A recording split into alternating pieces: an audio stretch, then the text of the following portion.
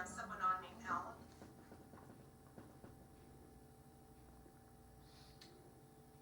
You want to unmute yourself? We just need to record your name for our attendance. I'm not sure who that is. They joined about 10 minutes ago. Okay, well, if you make yourself known, we'd certainly like to hear from you. Okay, did I cover all the board members as far as input for a organization? All right. If I could get a motion to approve the FY 21-22 aid organization grants in the amount of $55,150. Madam, Go ahead, Marietta. I'm sorry to interrupt you again. Madam Chairman, with the change to the McGill store mural, it's actually $55,250. Oh, thank you, so corrected, 55,250. Are you making that motion? Yes, ma'am. Madam Chairman, I'd like to make a motion to accept awarding these grants in the amount of $55,250. Second. Thank you, it's been moved by Marietta and seconded by Ian. Any further discussion? Hearing none, I'll call for the vote. All in favor, say aye. Aye. All opposed? Hearing none, motion carries. Thank you very much on this. This is a lot of work. I think some of us had already come up with the $70,000, and then Kyle gave us the word that we needed to participate in budget cuts. There were a few tears, but well, we got through it, so I appreciate it.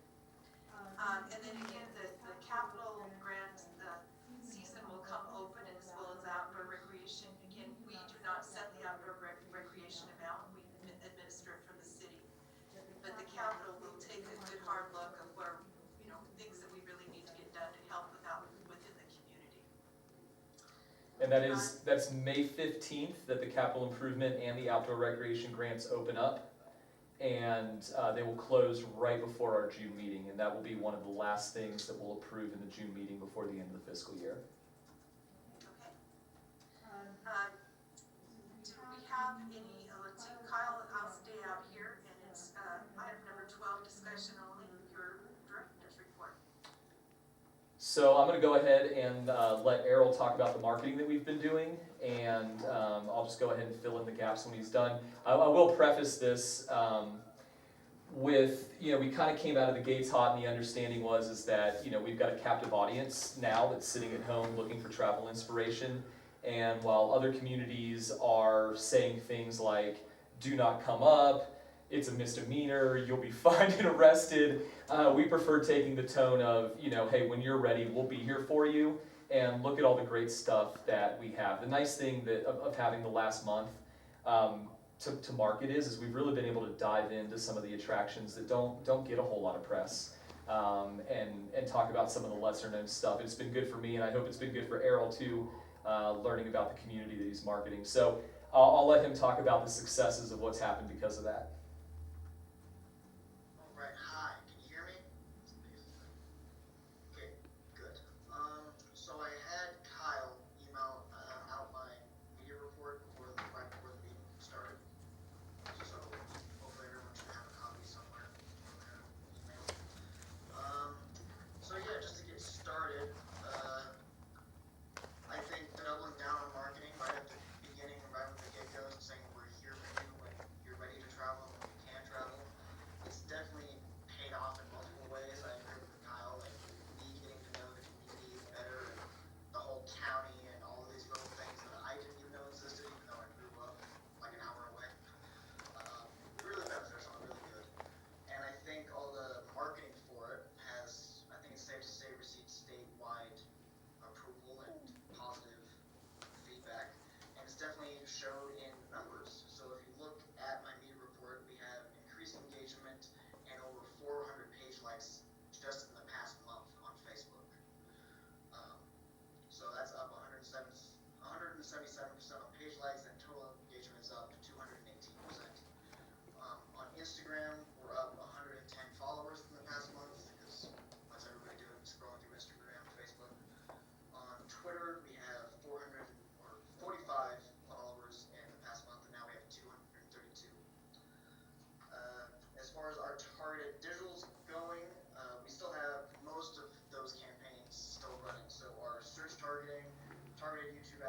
Facebook retargeting and site retargeting are still going strong. Whereas with geofencing, because no one's traveling particularly, that's currently on hold. Website, we have 2 new articles up on our website that went up the past month. One of them deals with top 5 educational experiences in White Pine, where when people are ready to travel and get their education that they probably can't get properly. That's in direct response to the school year, distance learning being extended till the end of the year. So it was kind of like, well, if your kids are missing out on education, it doesn't just happen in the classroom. Here's some great things you can do in White Pine County. They're so fun. Your kids don't even know they're learning. Exactly. So then that went up on the website and we posted it on our Facebook, along with a article from a local writer. She recently had a story that she submitted, so we put that on the website and that will be going up on Facebook later in the week. And we're still updating the SEO constantly on the website. Calendar, just trying to update it and make sure everything's on there and up to date as quickly as new events come and go. It's kind of up in the air right now. We'll find out later today what the governor's think. Specifically with Nevada Northern Railway train rides, we're working backwards because I have the calendar that has all their train rides on it. So we're working backwards and putting the dates in on the calendar on the website and working and filling in the gaps as more updates come out on reopening.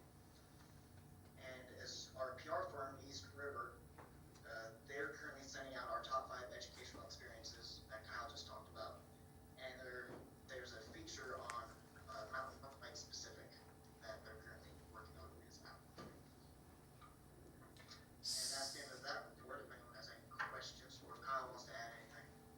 If anybody has any, I do have something to add, but I want to know if anybody has any questions while it's on their mind. No? Errol, how many followers do we have on Facebook now? On Facebook, with the up 400 in past month, we're now at 3,450-ish as like small. And 400 has been the highest increase we've had since I've been here. So I'd like to, I think that trend, I think we'll hit the 4,000 mark by the end of this month, by the end of May, in all honesty. So cruising along on that one. What I wanted to go ahead and add, we have received statewide recognition. Travel Nevada has sent multiple things saying that, man, you guys are doing a great job out there during this entire COVID thing. You're kind of the first community to really put out that messaging. And in the meantime, what I've been noticing, and particularly in the last week or so, other communities are copying our messaging. They're almost copying it word for word, which is, of course, the sincerest form of flattery. But when we're leading the herd, I don't want to be drowned out by the herd. So what we're working on now that people are starting to copy this whole "we'll be here for you" and here's some travel inspiration, Errol and I are working out what our next messaging is so we can continue to push the envelope and not get drowned out by the crowd. We like to lead the crowd. We don't want the crowd surrounding us really. And so that's kind of what we're working on now. We figure we've got another month of travel inspiration. We'll be here for you, regardless of what the governor says. We're working how to tailor and customize this next month so that our messaging is different, it stands out, it's exciting, and all of that. So again, it's nice that the other communities are coming along a month later, but we're going to try to figure out how to just sprint ahead of everybody and still be at the front of the pack.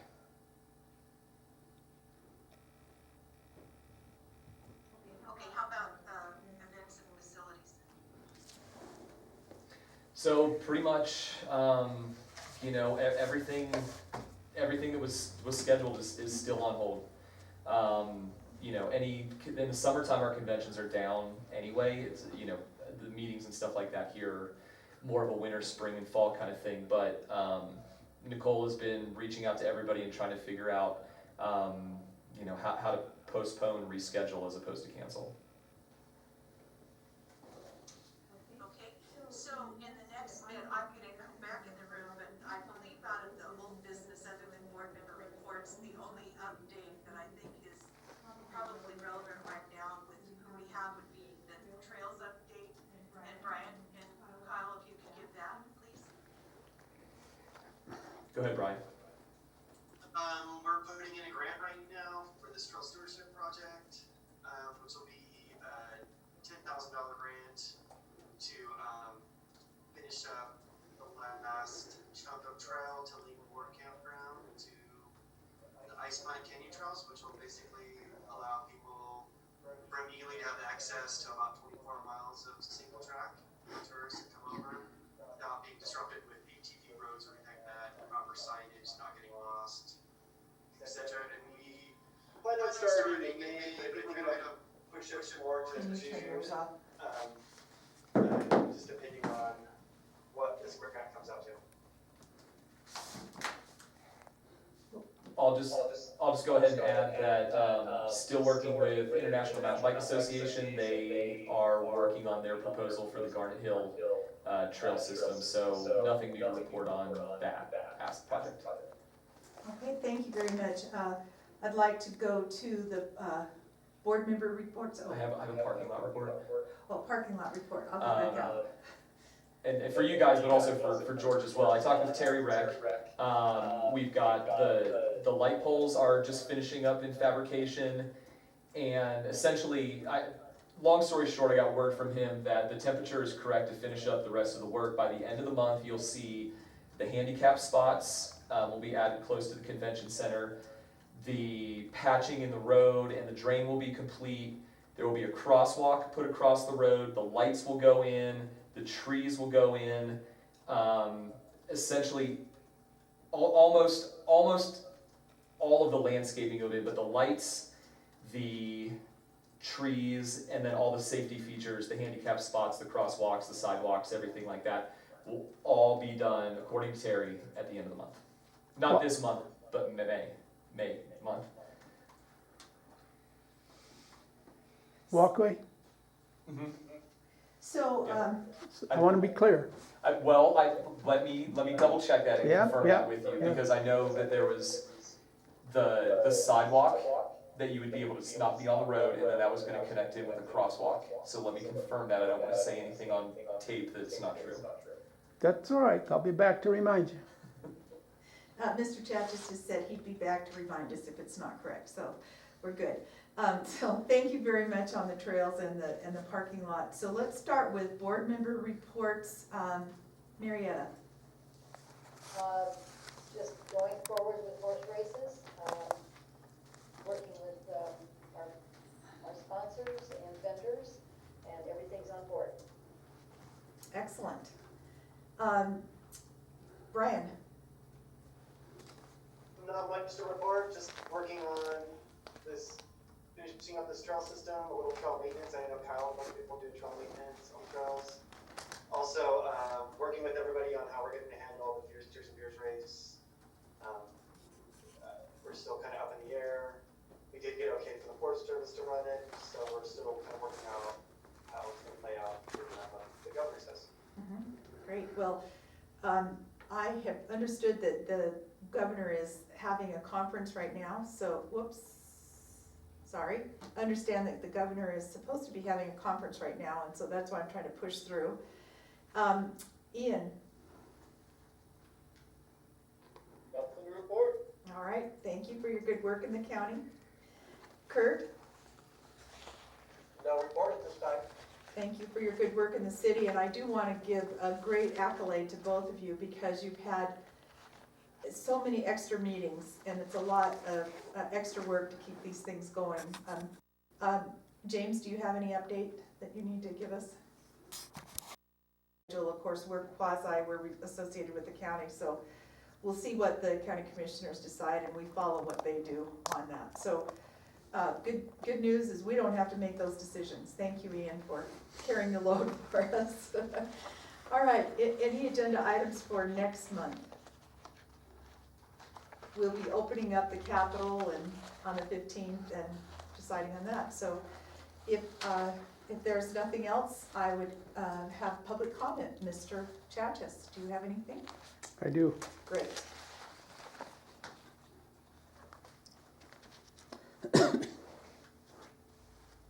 Thank you, Madam Chairman. Madam Chairman, I just want to remind the board that anytime you buy something, the seller does the appraisal, not the board.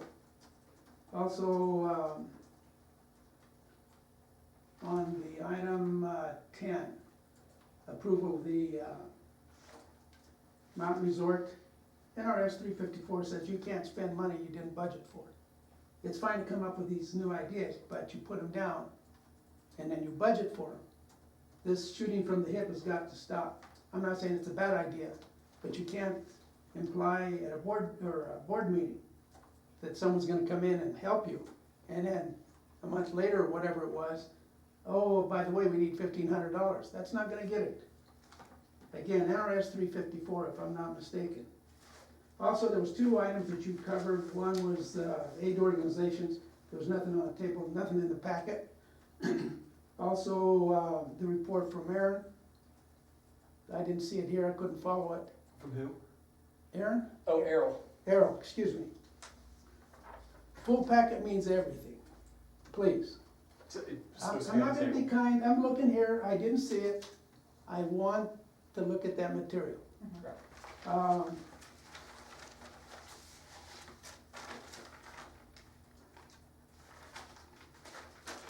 want to remind you folks that the Nevada Northern Railroad is continuously getting grant money from the board in addition to the $240,000 or more they receive in room tax. Again, they're not operating under the Nevada Open Media Law, and the taxpayer cannot see how the monies are spent.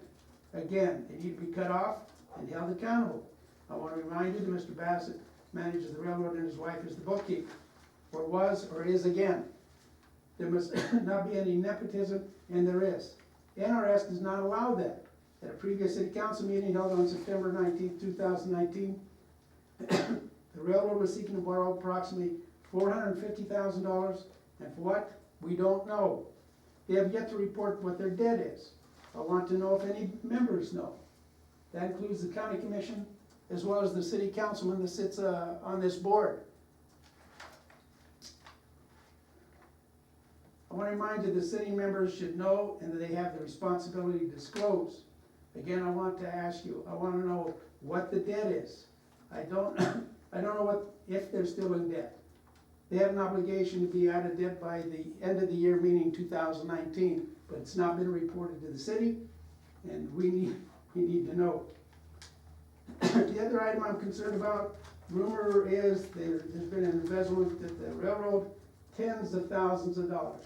That needs to be discussed openly and reported. If it's just a rumor, if there's no such thing, let's squash it. But if it's true, we need to be upfront. That's public money on a public facility, and there's a public responsibility from board members from one end of the spectrum to the other. The other thing I want to bring up is the negative signs that I keep seeing going up on the north end of town. There's been an addition with 2 individuals in a tub with another remark that sometimes comes and goes. I haven't seen what it says. I don't want you guys to get a dime from Main Street America. If we're gonna clean up the town, let's clean up the town. But I don't want you to apply for monies to have a specialist come in and say, oh, by the way, you know at the north end of town, you got blow me, you got bite me, you got boned by the city council. Baloney, folks. I'll tell you what you need to do, and I won't cost you a dime. Maybe a little heartburn, but that's gotta stop. At the other end of town, we got something else. Normally, in years past, and I've been here a long time, you cannot advertise brothels. But now we're advertising, we're putting up in red, we got hot and sexy. Folks, again, if you wanna change the image of the community, I'm all for that. But I don't want to see Dumb and Dumber putting us back. That needs to be addressed. That's it for now, thank you. Okay, thank you, Mr. Chachis. Are there any more public comment? Did I hear any more? Errol? Anything? Judy? All right, well, thank you all, and appreciate all the work, and especially our elected officials that are doing triple time right now with these budget reductions. So until next meeting, George? One last comment. Okay, one last. We need to stop what happened today. I couldn't hear what different people were saying, and you guys are right on the verge of violating the open meeting law if you haven't violated it. I don't want to be mean, but if I can't hear, you had one person leave the meeting. That's wrong. We got to do better, and it isn't that you can't do better. Thank you. All right, thank you, Mr. Chachas. All right, well, thank you all very much. Can I have a motion for adjournment? I'll make that motion. Thank I'll you. second the motion. Motion made by Ian, seconded by Marietta. Any other comment on that? Brian Cohen made that motion, sorry. Oh, okay, thank you. Oh, I looked right at you. Sorry. All in favor? Aye. Thank you very much. Motion carries. See you next month. Thanks, guys. Thank you. Bye-bye. Who made the motion to adjourn? You said Ian, Brian. it was Brian. Brian, it was Brian. I looked right at Brian and called him Okay, Ian. And then Marietta was the second. yeah, I got her. Okay, that sounds good. All right, so do you have those figures on the thing so that Nicole can send those letters out? Yes. Okay. All right, so What was the total on that? I couldn't understand. 55,250. 55,250, okay. anybody need hand sanitizer?